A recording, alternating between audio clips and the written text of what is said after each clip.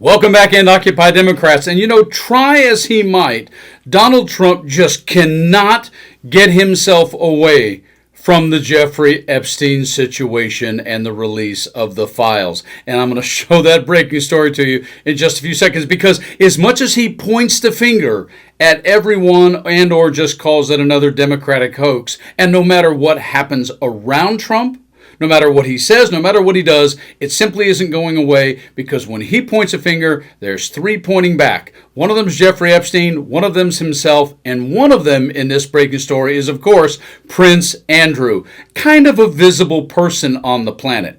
Because if you recall, it's Prince Andrew and whoopsie poop, also the young lass he married at one time. Remember this? Prince Andrew and Sarah Ferguson are a royal pairing that wasn't meant to last. But yes, things quickly got weird. With reports that they spent only 40 days together during their first 5 years of marriage, it's a wonder they made it as long as they did. And then they got more weird. Prince Andrew and Sarah Ferguson have been making headline news on and off over the last few decades. The couple married in 1986, officially split up in 1992, and then it went bye-bye, and officially divorced in 1996. Prince Andrew and Ferguson are frequently mentioned together in the press. According to Hello, Prince Andrew and Sarah Ferguson have known each other since they were children. According to Harper's Bazaar, the couple only spent a minuscule 40 days together each year for the first 5 years of their marriage. Ferguson even admitted in the 2018 interview with Harper's Bazaar, "I spent my entire first pregnancy alone. When Beatrice was born, Andrew got 10 days of shore leave. And when he left and I cried, they all said, 'Grow up and get a grip.'" Then, months later in August, some scandalous photos of Sarah Ferguson were published in the Daily Mirror with her American financial advisor, John Bryan. But as she told Harper's Bazaar, it isn't considered, quote, right for a princess of the royal house to be commercial. But Fergie's gonna stand on her own, yes. Since she wanted to work, she and Prince Andrew decided to officially and formally divorce. "I didn't want a divorce, but had to because of circumstance. I'm gonna work because I am woman, hear me roar." Noting that she only requested the Queen's friendship in their divorce, she added, "I left my marriage knowing I'd have to work." While spending a long time apart from Andrew during their marriage certainly contributed to their eventual divorce, Fergie expressed that there were other issues. And as we would have it in the royal family and many places across this country, stand by your man.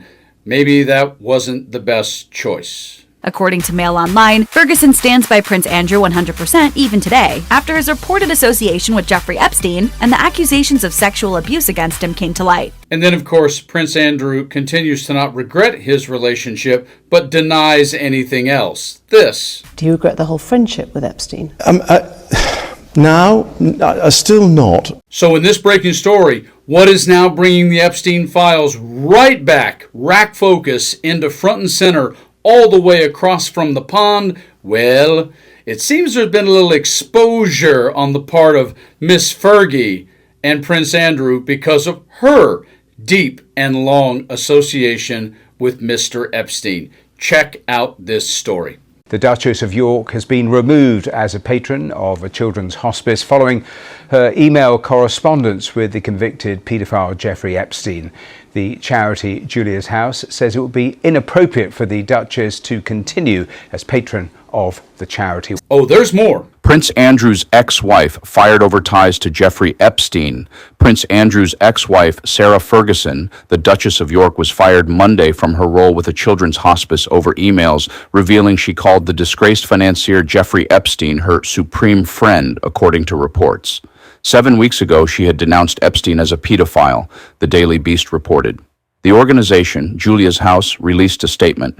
Following the information shared this weekend on the Duchess of York's correspondence with Jeffrey Epstein, Julia's House has taken the decision that it would be inappropriate for her to continue as a patron of the charity. We have advised the Duchess of York of this decision and thank her for her past support.